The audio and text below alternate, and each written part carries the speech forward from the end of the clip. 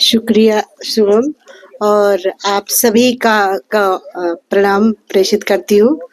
काफ़ी थोड़ा-सा पारिवारिक कारणों से मैं थोड़ा बिज़ी थी, सो काफ़ी टाइम बाद मैं फिर से सक्रिय हुई हूँ और उम्मीद करती हूँ कि दोबारा से मैं अपनी पुरानी सेवाएँ उपलब्ध आप लोगों को करा पाऊँगी। इसी के साथ नमस्कार है आप सभी को।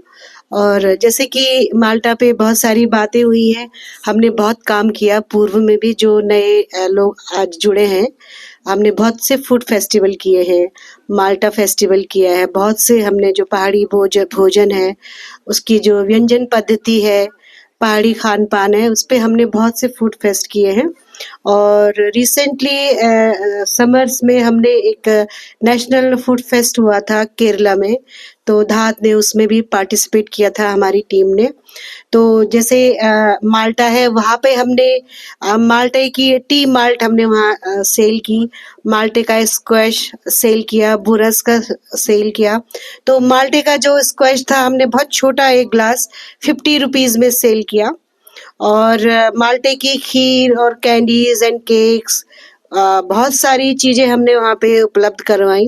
माल्टा एक फल ही नहीं है, एक्चुअली में ये गढ़वाल का ऑरेंज है, पहाड़ी नारंगी, एक उपेक्षित सा फल था पहले पहाड़ में। चूँकि अब जनमानस सक्रिय हो गया है, उसको भान हो गया है अपनी चीज़ों का, उत्तराखंड को भी, तो जो माल्टा एक देश भी है, कंट्री है, तो वहाँ से ही ये माइग्रेट होके आया है। और माल्टा हमारे पहाड़ों का फल है, जिसकी कि हम कचमोली खाते हैं, चूक भी बोलते हैं कुमाऊनी लोग, इसमें दही और गुड़ डाल के उसको चूक बनाते हैं, हम लोग उसको कचमोली बोलते हैं गढ़वाल में।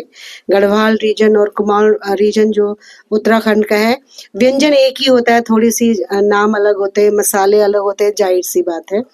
तो माल्टे की बहुत सारी वैरायटी है, और माल्टे पे गीत भी बने हुए हैं। और जो असुविधा होती है काश्तकार को, जंगली बंदर है, सुअर है, उसको तोड़ देते हैं माल्टे को। और पहले तो माल्टा ऐसे ही उपेक्षित था, लोग ऐसे ही उसको देते थे, एक दूसरे को देते थे, कोई खाता नहीं था उसको, खट्टा होता था। लेकिन बहरहाल जो उसके जो गुण हैं, जो उसके कैल्शियम है उसके अंदर, और सिट्रस प्रजाति का फल है, बहुत ही गुणी फल है। और जो हमारा खान-पान है, उसको धात बराबर कोशिश कर रहा है। ये जो फंची है और जो भी ये कार्यक्रम हरेला गाँव है, उस सब की कवायद ये है कि हमारे जो पहाड़ी फल हैं, मसाले हैं, वो पहचाने जाएँ।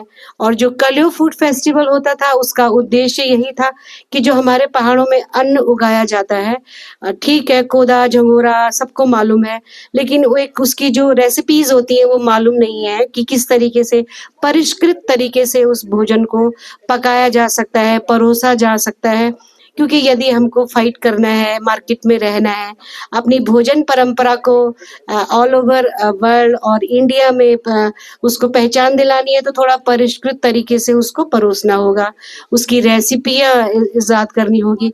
तो धार ने पूर्व में कलियो फूड फेस्टिवल के माध्यम से इसी पर वर्क किया है, जो हमारा पहाड़ी अन्न है। क्योंकि जब हम उसको खरीदेगा नहीं ना कोई, जब उसकी रेसिपीज़ हमको मालूम नहीं होगी, तो सीमित मात्रा में उसको खरीदा जाएगा, तो मार्केट कम उपलब्ध होगा। जितनी रेसिपीज़ सबको मालूम होंगी, तो ज़्यादा वो खरीदा जाएगा, वो मार्केट उसको मिलेगा, काश्तकार उसको उगाना नहीं छोड़ेंगे, तो जो हमारी परंपरागत जो खेती है, वो एज़ इट इज़ रहेगी, और हम देश और दुनिया में अपनी पहचान बना पाएँगे।